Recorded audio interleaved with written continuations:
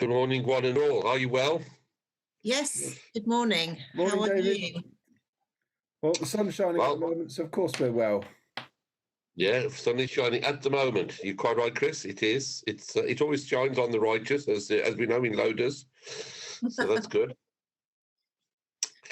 And the closer you get to Bridport, the nearer you are to heaven, I'm told. That's very true. That's very true. And actually, my study has got some light in it today, which is really good. Yeah. Well, I've closed the curtains because it gets too light, and we don't want light pouring upon the screen. So I close the curtains and put the lamp on, which seems silly, but there we are.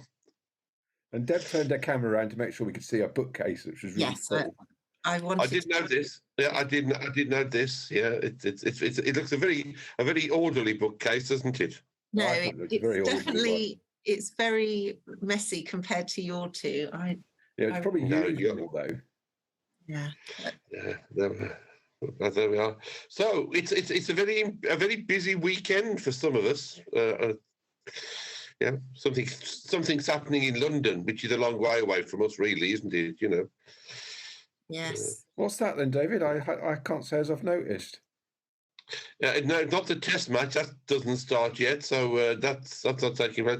I think I don't know. There's some protest going on, isn't there? There is a protest going on, and there's something that people are protesting about, which a lot of people are celebrating. Yeah. So is the title to celebrate or to protest? Yeah. I think it could be to celebrate or to protest. And yet Stop feeding Harry Lyons. Stop feeding Harry Lyons. You know, he doesn't need encouraging. We know that. Well, there's one thing I do know is whatever line you feed Harry, he always makes it up himself and never listens to any of our suggestions. I'm sure he listens to us, but he's a man of his own means, so that's good. We like that in the Beaminster team. And if you are happening to look at the beginning of this, Harry, congratulations on starting your new job. We hope it's going well for you. Yeah.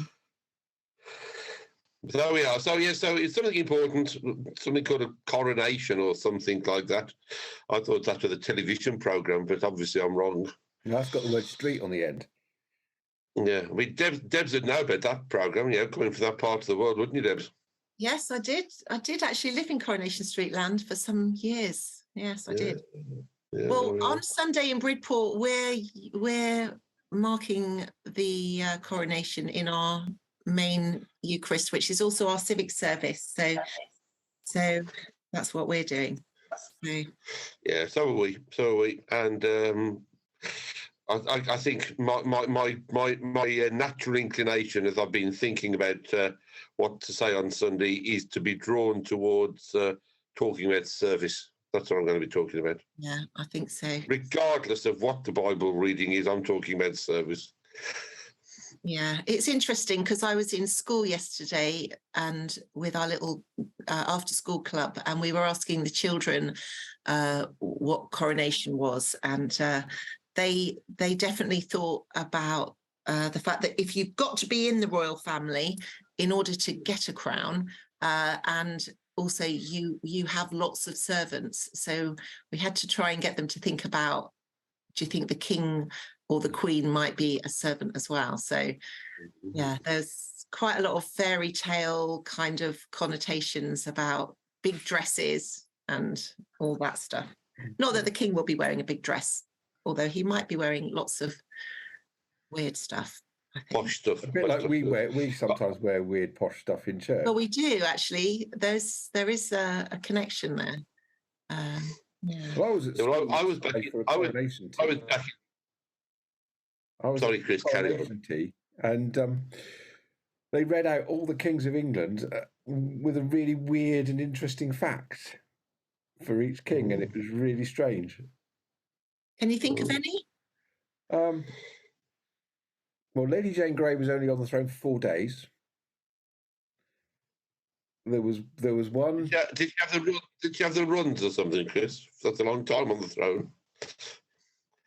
Oh dear. Shall we ignore that joke early in the morning? Yeah, let's just ignore that. And maybe it will get Maybe it'll get cut out. There was another one who was the most hated king of all. Who was? John, I think it was. Oh yeah, he was quite hated. Yeah. Yeah, he was good in the Disney film, though, wasn't he? Robin Hood. He was very good in that. John was. Yeah. Oh, that's the Robin Hood who said John the First became John the Worst. That's one of the lines of the lyrics of the song, isn't it? Yes, they are, Chris. They are. Going back to when my children were little. So we've got all. What was the fascinating fact? What was the fascinating fact about Queen Elizabeth II? Anything? Well, it wouldn't have been anything derogatory, would it? It would have been. No, she likes black pudding on her toast. She would have been the longest ever reigning monarch. True. Morning, Brian. Oh yeah, Brian's creeping around. Shoe. Yes, our dog takes people's shoes and. Ah, hello, Brian. Good to see you. No, Welcome. From now on, you will appear on credits as having appeared on RevChat, and that's very you're good. on live chat, so is that good? Yeah. well, I don't know. Well, There's a question. Is that good? we will leave our discerning viewer to decide whether it's good or not, because they tell us. And the viewer, if you want to see more of Brian, let us know, and we'll see what we can do. It comes at a great cost. I've just realised that I only heard your voice. I thought Dev was listening to the radio. It was Adrian Childs. Ah, good. No. He speaks posher than me because he's not from the Black Country. So there we are. Well, he is. He's from West Bromwich, which is. Well, I've got to be careful what I say about West Bromwich. Yeah, he's from West Bromwich. I'm not. No. There we are. But there we are. Yeah, very close. Too close. Too close for comfort. There we are. Bye-bye.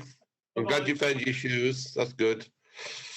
I bet Prince Charles won't have that problem with his shoes. The corgis won't have run off with them, will they?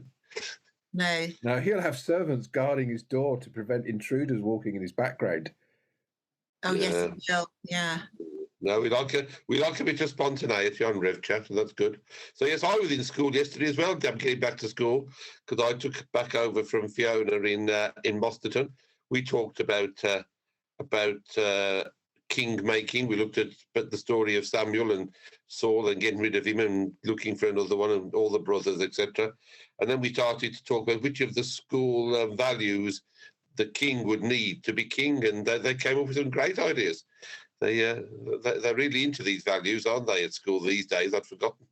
Yeah, they are. So what was their recommendation for our new? Well, kindness, they thought the king would need. Patience. One young girl said he'd have to think about equality, which I thought was very interesting. Mm. And we recommended that. Perseverance, another child said. Mm. So yes, all of the kind of things you'd expect, and I'm sure he will need it. So there we are. Yeah, I think ours did pick up on the fact that King Charles is concerned about the planet and the care of the earth. So I think that was positive. That was good. Mm-hmm. Good. Another young girl who was in, I don't know, perhaps year 4 or 5. She was towards the back of the room anyway. She said that she felt that he must be very sad and would need loving. So I asked why she thought he would be sad, and she said because of his family arguing all the time. Oh, yeah, that's very astute. So we prayed for him and for his family that they would be reunited in friendship. Mm. Which was good. So some great things there. So yes, so a busy weekend of coronation type stuff, and lots of prayers will be said, and lots of oil will be used, and lots of finery. I did watch a very interesting television program last night with the man who does the sewing bee. I don't watch the sewing bee, but I think he's one of the judges, and he had gone to the royal tailor. And the hours and hours of work into making the uniforms for the soldiers, all the gold, and is fascinating. Yeah, there's a lot of all the stuff about the vestments that the monarch wears, and then taking off all the finery and just being in something very simple for the anointing. That's what I was talking to the children about, because I guess that gets to the heart of, well, hopefully the heart of, you know, what it's all about. And what you were saying about service, I think our kids were talking about that we need to be the servant of the king, but we got thinking about how the king is the servant of the people. So yeah, it's a big question, really. I think But we hope all goes well, and we also hope that those who feel the need to protest, to have a legal and legitimate right to protest, should they wish, but that they do it sensibly and no one comes to any harm. And we shall see. People will be glued to their televisions, particularly in Dorset, because it's going to rain, I'm told, on Saturday. Oh, right. Which is no good for cricket umpires. It rained throughout the day for Queen Elizabeth's coronation. So I'm told. It did. I wasn't there. It did, Chris. Neither was I. My eldest sister was born in 1953, which is the year the Queen, you know, is that the year she was crowned or the year that she actually succeeded? But she was given a very special gift. Any child born in that year was given a coronation throne money box, metal one. And she very proudly has that coronation throne money box today, which is extremely old because she's extremely old. In fact, it's her 70th birthday on Saturday. Happy birthday, Margaret. You don't watch, I know, but there you are. So all in all, we thought about having a pause and getting on to our subject. Yeah, and reading. Well, I think we're leading into the subject, Chris. So have a pause, and one of you can read. I don't mind which one. Well, which are we going to read? I can read if you like. Do you want to read the John? You read whatever one you want. We will talk about it. Oh, I haven't got the John, actually. You'll have to read it. Oh, yes, I have. I've got it. Yes, I can read it if you'd like. Chris, pause quickly.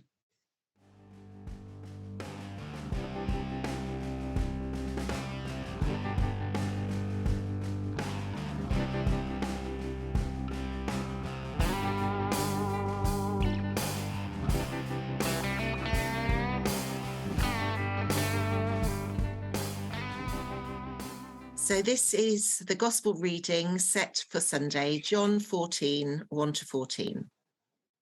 Do not let your hearts be troubled. Believe in God, believe also in me. In my Father's house there are many dwelling places. If it were not so, would I have told you that I go to prepare a place for you? And if I go and prepare a place for you, I will come again and will take you to myself, so that where I am, there you may be also. And you know the way to the place where I am going. Thomas said to him, Lord, we do not know where you are going. How can we know the way? Jesus said to him, I am the way and the truth and the life. No one comes to the Father except through me. If you know me, you will know my Father also. From now on, you do know him and have seen him. Philip said to him, Lord, show us the Father, and we will be satisfied. Jesus said to him, have I been with you all this time, Philip, and you still do not know me? Whoever has seen me has seen the Father. How can you say, show us the Father? Do you not believe that I am in the Father, and the Father is in me? The words that I say to you, I do not speak on my own, but the Father who dwells in me does his works. Believe me that I am in the Father and the Father is in me. But if you do not, then believe me because of the works themselves. Very truly, I tell you, the one who believes in me will also do the works that I do, and in fact will do greater works than these, because I am going to the Father. I will do whatever you ask in my name, so that the Father may be glorified in the Son. If in my name you ask me for anything, I will do it.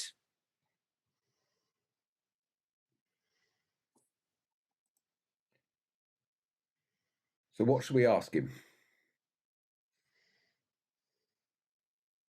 Because we can ask anything and he will do it. Oh, that's a big question, Chris. Oh. World peace? An end to suffering? No more illness?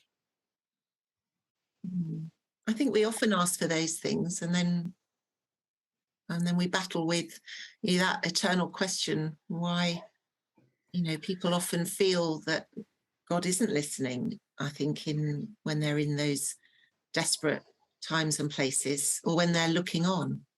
And I guess that's a real difficulty, because when Jesus says, if you ask me for anything, I will do it. And I guess it's the nature of the asking, which can seem a bit of a fudge. I'm not sure. Yeah, I think that's one of the eternal conundrums of faith, isn't it? That you've just spoken about, Deb. That people expect the answer immediately sometimes to the question that they ask, and I've often found myself trying to answer that question, or God doesn't listen, or no point praying, you don't get the answer you want type of approach. And the simplistic bit of me says that he does answer. It may not be always immediately, and it may not always be in the way that we want, because he knows better. But you can't argue about it. Chris, you're quite right that we pray for world peace. We'd all love it, wouldn't we? And it doesn't seem to come. And we then try to fudge our words by saying, well, the human will, and we have to take responsibility for ourselves, and all of that kind of stuff. And it just doesn't seem right, because it then seems to be contradicting what God has said. It's interesting though, because the other night I saw a little. I didn't see all of it, but I saw some of that amazing film Shadowlands about C.S. Lewis. My favourite film. And there was that bit where he was being encouraged to pray harder because his wife was very ill, and he said, I pray anyway. I have to. I don't pray because I need something. I pray because I have to pray. And then he said something about what happens when I pray is that God changes me. And I guess that idea of ask for anything and I will do it, maybe there is a sense of we could think about prayer in a very transactional way, which is, if you ask for this, it will be done, as if God is our servant. But maybe we need to understand prayer as we've got to be in on it, and it's got to change us. And so actually, if we want world peace, it's incumbent on all of us to be part of the answer to that. And maybe, that's not the answer. The answer is bigger than that, but maybe that is part of it. That sometimes, that is a very simplistic statement. Ask anything and I will do it.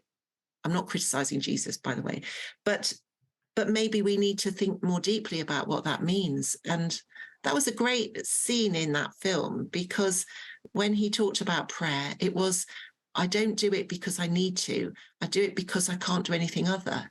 And maybe our understanding of prayer sometimes can be quite shallow, really.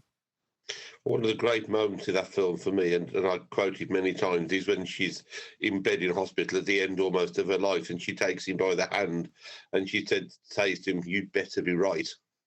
And he'd just been talking to about eternal life, and she just took him by the hand and said, "You'd better be right." And of course, I just find that whole film, very moving. And having seen the play in London as well, it is a very moving film. Yeah, I hadn't seen it for years, and I should have gone to bed, but I got watching it, and then but I'm going to watch it again, because it was years since I saw it. But also because the way he talked about his faith was very dogmatic and strict. And then he had this experience, and I guess maybe that helps us think about prayer as well for ourselves, because you could say ask and I will do it, but we need to factor ourselves into that, and how it isn't just an automatic thing. It involves us and our lives and how we live them out. And sometimes we think that we can get something, but we want it without having to make an effort. And actually, we need to be part of the solution. But I think we're it's very difficult. often, we're in an instant society, though, aren't we? You ask, you get. You ask, you get. Oh, I want this, I want that, and if something's anything slightly vaguely not perfect, all we do is complain. If we ask for a rare steak and it comes in medium rare, well, let's send it back. What a load of rubbish this place is. You got all this wrong. And we're so into complaining. We're so into, I asked for this. I lived in California for a year, and you really noticed it. You go into a restaurant, and whereas the Brits, and I'll stand up for Brits here, say, oh, may I have a steak, please? You go in there and you listen to an American on the next table, it would be, I need a steak, and I need it rare, and I need it in 5 minutes, and I need it with fries. And that's their whole attitude. If we ask for anything, Jesus. Do bear in mind that passing up state New York makes me think of it. I may have a different opinion of the American ordering system, but Pat, please do let Chris know if your way in your part of America is different to his experience. Yes, I'm only talking about the one experience of the 2 or 3 Americans in the restaurants I had, and it was 30 years ago I lived there. Right, Pat, he's made his excuses there, but there we are. And as with anything, we like our instant things now and then. And if it might not possibly happen, you've got to get your disclaimer in early. Yeah, well done, Chris. Well done. You escaped of a slippery slope there. Well done. Oh, yeah, I think you're absolutely right, all of you. Yeah, this idea of instant gratification, which we've kind of slid into in many ways, and I don't think it's just the young people of our generation, because it's been part of us. We've taken it on from where our parents were, and the next generation took it on until we've got to where we are today. And a lot of people turn to God when they're in trouble, don't they? I often find that, people will say, oh, I've been praying for so-and-so. So I say, do you pray for anything else? Oh, no, we've been praying for this because, mom's ill, or, something's happened in our life. And that's nothing wrong with turning to God at any point. But, just to expect him to answer something immediately, I think we kind of miss the very point that... we also get people, I prayed 20 years ago and he didn't answer my prayer, so he's not there and doesn't exist. And this subject today goes to I had somebody the other day say, I want to talk to you sometime, Chris, about God, because how can he exist with so much suffering? And because everybody prays for peace, but it doesn't happen. Everybody prays for and what about an earthquake? Because you can't really claim an earthquake is man-made. So the excuse of blaming human beings can't always wash. And these are real issues. Yeah, that is the eternal question, isn't it? That's the crux of the matter for most people is. But I guess maybe it's our understanding of prayer is in church on a Sunday we have intercessions, and they can be a list, and there are other ways of understanding prayer, contemplative prayer, and prayer which kind of is lived rather than just a list. So maybe we need to do more to explore all of those things. I don't know. I think it can. The answer comes a little bit earlier in that passage. I am in the Father, and the Father is in me. Do you not believe that the Father is in me? Well, if we want God in us more, we could actually take the lesson of Jesus and take it away from being the list that Deb's just talking about.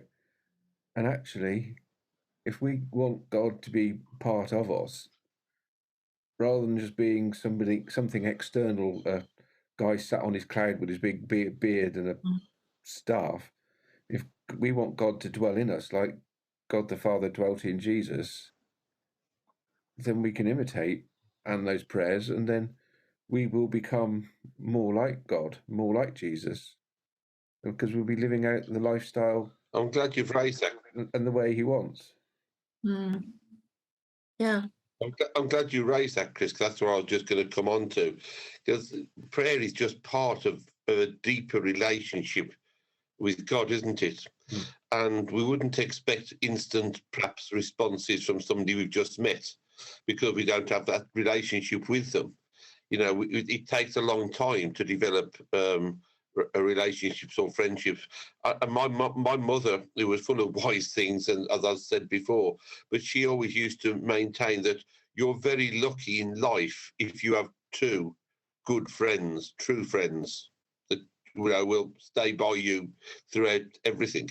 We have lots of acquaintances and lots of people we would call friends, but to have two true good friends or more, or even one good true friend who will stand by you and be there for you, takes an awful lot of relationship building and work. And whilst God promises all kinds of things, you've also got to develop a relationship to understand how he works and how you work with him. And this contemplative prayer idea that you mentioned, Debs, I love to have silence in worship. But I know a lot of people in our congregations find it, I can't say irritating, because I don't think that's the word, but they find it perhaps embarrassing or hard because, to sit quietly for any amount of time is difficult. And if you say to people leading intercessions, we need a moment or two of quiet, to them, 5 seconds seems like an eternity. Of quiet. And when I say to people, my Jane will say to people, when we were at school, because she went to Quaker boarding school, we'd sit for an hour on a Sunday morning in silence. They just look at her as if she's gone out. How can you sit quietly for an hour? It makes people anxious, I think, but it also it kind of makes them also come face to face with themselves.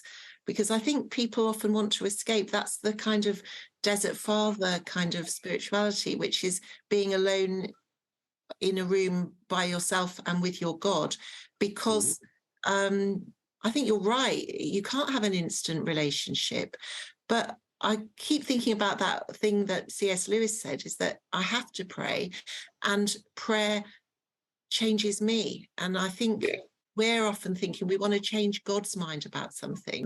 And maybe God's view of us is, maybe you need to be more like me, made in my image. And I think that transactional idea, which is give me something, I need something. And I guess it's being encouraged a little bit in this passage, but maybe we have to think more deeply, because Jesus is really, in this passage also, he gives some loads of get outs. He says, if you can't believe that I am in the Father and I am in you, believe because of what you've seen. So he's saying, there are different ways in which to start that relationship, but the bottom line is that you've got to be changed. And I think, and that's the beautiful words in my favourite hymn of Wesley, change from glory into glory. Yeah. I know he goes on to say, until in heaven we take our place, but the very fact of being changed into something that is God-like and God-loved. Yeah. I think is important. Yeah. And perhaps that brings us back to the coronation. Charles will be changed in many ways, won't he, this weekend? Yeah. And although he's had this title of king now since his mother died, in September last year, or end of August, beginning of September, and he's been king. Suddenly, it's a bit like marriage. I often say at wedding services, you may have lived together or been partners for a number of years, but suddenly, on the day of your wedding, things change because you've got a new form of your relationship, which is almost legally and binding to a degree, although that doesn't seem to make too much difference in some cases. But I think there is this moment of change at some point, and for Charles, it'll be on Saturday, I guess. Yeah. So patience, perseverance, kindness, all the things that Jordan spoke to me about will be on show. And perhaps this is an opportunity for for all of us, dear viewer, you, me, and everyone else, to think about deepening our relationship with God and becoming more like Him, recognising Him in our lives and in our prayers. Oh. There we are. Well, thank you all. Thank you both very much. A very deep, very deep rev chat today. Thank you. And, Always good to talk to you. It's always good to talk to you. And another busy day going on. Chris, are you back in school again today, or are you visiting people? Or No, I've done schools for the day, for the week. I've got a relatively straightforward day. I think planning the weekend and working out what we're doing. With maybe a bit of visiting this afternoon. I'm off to Salisbury this afternoon to the College of Canons meeting. Deb, you can't be with us. I shall pass on your best wishes to people. Thank you. I have sent my apologies. I'm really sad not to be able to come, but yeah. Very good. We've got four new canons. I've just seen their names. Oh, okay. I've just seen their names. One of them is the Chaplain General of the Army, based in Salisbury. No, you're not the Chaplain General of the Army.